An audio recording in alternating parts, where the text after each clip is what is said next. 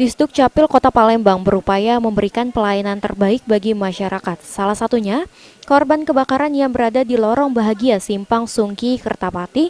Di tempat ini tersedia pelayanan pembuatan KTP dan KK bagi korban yang merasa kehilangan. Edwin Effendi, Kepala Disduk Capil Kota Palembang mengatakan, dari data yang tercatat sebanyak 137 KK dengan 551 jiwa dapat membuat KTP dan KK secara gratis di posko yang telah tersedia. Cukup dengan menyebutkan nama dan tanggal lahir, petugas di lapangan akan segera melakukan percetakan. Tinggal lagi mereka memerlukan juga dari kependudukan, salah satunya yaitu kartu keluarga, KTP dan lain-lain.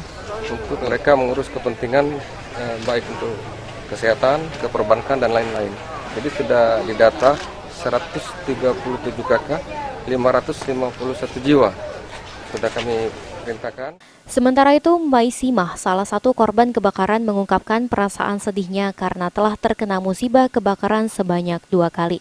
Tidak ada harta benda dan dokumen yang tersisa, dirinya sangat mengharapkan bantuan dari para donatur. Untuk KTP dan KK semuanya sudah dilaporkan dan segera dilakukan percetakan. Tolong bantuan pemerintah, surat sertifikat hilang itu kena bakar. Aku nih beban kebakaran lah 2 kali nih. Ibu Maisimah aku, RT 26, menpajak minta bantuan pemerintah Pak. Bukan main, aku lah 2 kali. Anak sekolah 3, SMA 2, SD 3. Nah, aku ditolong minta bantuan pemerintah.